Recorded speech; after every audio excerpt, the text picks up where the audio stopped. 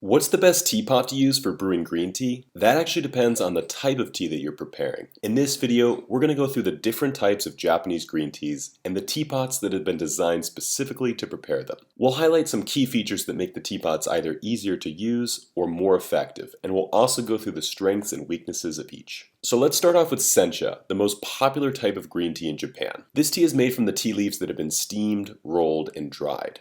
One thing you may notice when you compare Sencha to a Chinese green tea, for example, is that the leaves tend to be much smaller. These smaller tea leaves can push together into a clump, and that can clog the teapot and make it difficult to pour. This is particularly a problem when it comes to Fukamushi Sencha, or deep steam teas. These teas are steamed for a longer time, and during the longer steaming process, the leaves become more brittle and they break off into smaller pieces. The Fukamushi Sencha produces a beautiful green color and a rich, almost fruity flavor profile, but the downside is that it makes the tea much harder to pour. They have even developed a teapot specifically designed to prepare the small leaf Fukamushi teas, and this is exactly what you should be using for these Sencha teas. These Fukamushi teapots feature a circular metal filter that goes all the way around the inside of the teapot. If a clog forms towards the front of the teapot, the water can move around and pour out through the sides of the filter. So when it comes to Sencha, we recommend using the Fukamushi Kyusu teapot, but what about Gyokuro? Gyokuro is considered to be the most sought-after leaf tea in Japan, and it produces a delicious, sweet, and savory flavor. The tea is rolled into these larger needle shapes, so clogging isn't nearly as much of a problem.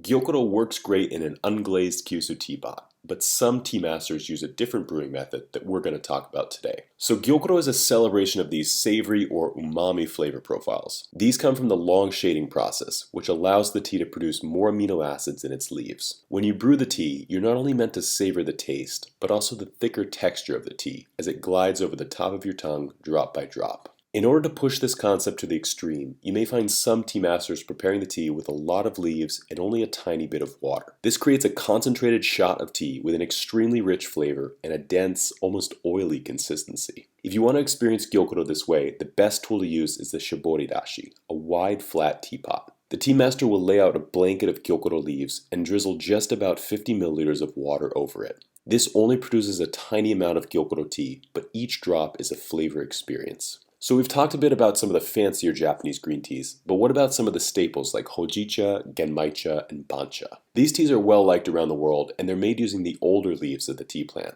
Hojicha is roasted at a high heat, which gives the tea a rich, almost chocolatey flavor profile. Genmaicha is made with roasted rice, which imparts a warm, nutty, and even caramel taste onto the tea. These teas have very intense flavor profiles that are quite different from a typical Japanese green tea like Sencha. This is where the glazing of the teapot becomes important. We like to recommend unglazed or partially glazed teapots if you're preparing a single type of tea like Gyokuro or Sencha. When you use an unglazed teapot, the tea itself interacts with the clay and it can accentuate some of the flavors and even reduce some of the bitterness. You can also season an unglazed teapot. If you always brew Gyokuro in the same teapot, you will bring out more of that flavor every time because it will be seasoned for that particular tea, just like an old skillet or a cast iron pan. This becomes a problem with teas like Hojicha and Genmaicha, as these strong roasted flavor profiles can interfere with the grassy or vegetal flavors of a Gyokuro or Sencha. This is where we would recommend going for a glazed teapot, like the red Kyusu teapot. Because this teapot is covered with a thin layer of glaze, you can switch from tea to tea without the flavors interfering with one another. This is a great teapot for beginners because it allows you to brew all types of green teas well. If you're going to have just one teapot, it should be a glazed one like this, especially if you're going to be preparing Hojicha and Genmaicha. If you tend to drink one tea over and over again, you may want to experience with an unglazed teapot. The black Kyusu teapot we offer is unglazed, and it has a clay filter, meaning that the tea has a maximum amount of contact with the clay.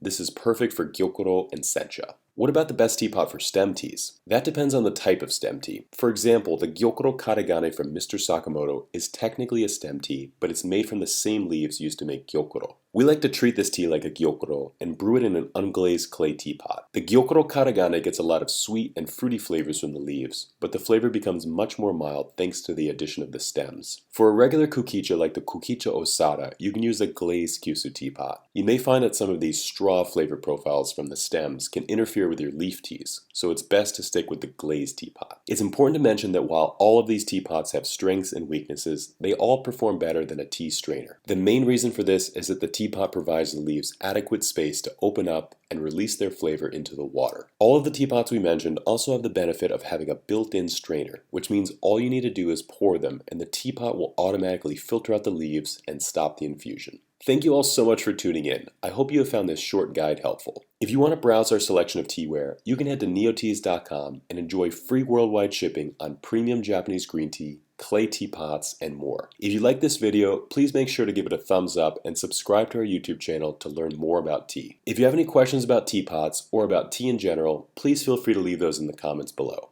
Until then, we'll see you next time.